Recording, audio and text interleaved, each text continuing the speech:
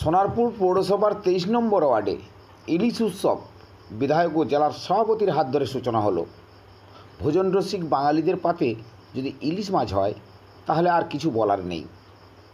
সেই মতো তৃণমূল কংগ্রেসের উদ্যোগে রাজপুর সোনারপুর পৌরসভার 23 নম্বর ওয়ার্ডে চন্দ্রা ঘোষালের উদ্যোগে এবছর মানিকপুর স্বামী বিবেকানন্দ সোশ্যাল সোসাইটির সহযোগিতায় ইলিশ উৎসব। ইলিশ মাছের মাথা দিয়ে ডাল, ইলিশ বেগুনি, ইলিশ সর্ষে এছাড়া নানা রকমের রান্না করা হয়।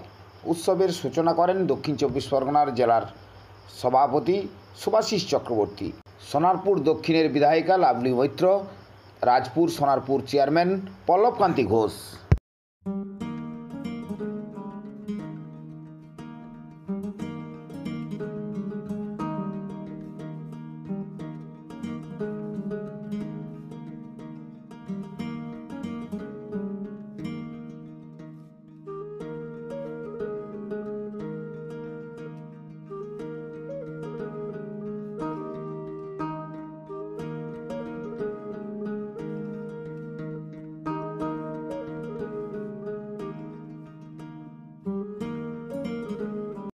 রাজু ঘোষাল, আমাদের এখন পৌরমাতা চন্দ্রা ঘোষাল, শিবুদা আছেন, তুষারদা আছেন এবং অন্যান্য সবাই যাদের উদ্যোগে এই ওয়ার্ডের, যাদের প্রচেষ্টায় এই ইলিশ উৎসব।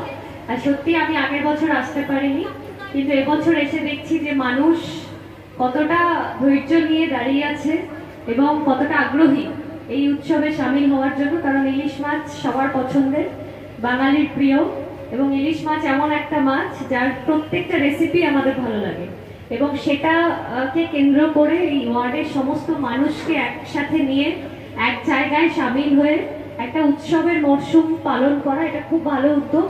এবং প্রত্যেক বছর এটা হোক, মানুষ আসুক, আনন্দ করুক, যারা পার্সেল নিচ্ছে, যারা বসে এখানে ইলিশ মাছ যা যা রান্না হয়েছে সেগুলো খাবে। আগের বছর বোধহয় পার্সেল ছিল না, এবছর নতুন চালু করা হয়েছে। অনেকে বাড়িতে গিয়ে আরাম করে পছন্দ করে যে বাড়িতে গিয়ে ভালো করে বসে খাবে, তাদের জন্য এটা ভালো সুযোগ এবং প্রত্যেক বছর এটা হোক এই উৎসব।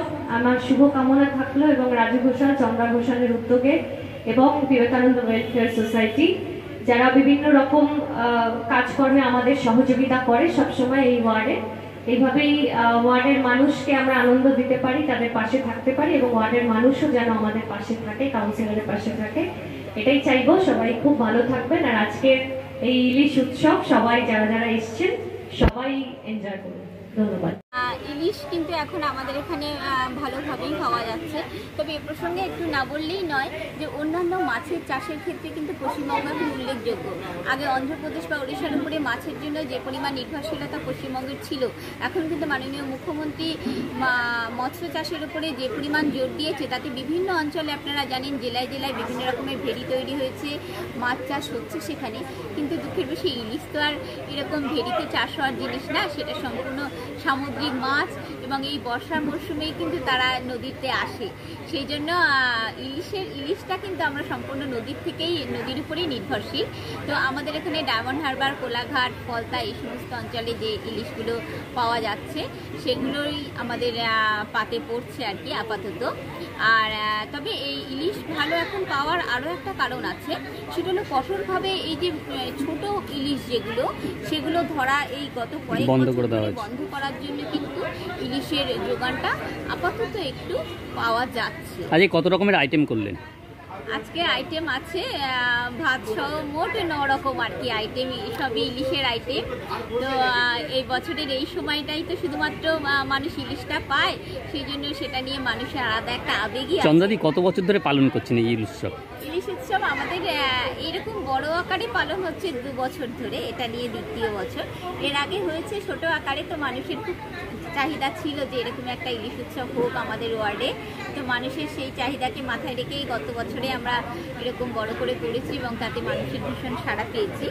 তো এবছরও আজকের দিনটাতে, তবে এই বিষয়ে বলে রাখি, এই গত কয়েকদিন ধরে একটু দুর্যোগপূর্ণ পরিস্থিতি রয়েছে, কিন্তু আমাদের এই অনুষ্ঠানটার দিনটা যেহেতু অনেক আগে থেকে নির্ধারিত ছিল, সেই জন্য আমরা এই দিনটাকে ইচ্ছা করলেও আর বদলাতে পারিনি। অনেক মানুষ তো অনেক আগে থেকে কুপন কেটে রেখেছেন ইলিশ খাওয়ার জন্য এই দিনটা, তার আমরাও প্রতিশ্রুতিবদ্ধ তাদেরকে ভালো ইলিশ খাওয়াবো।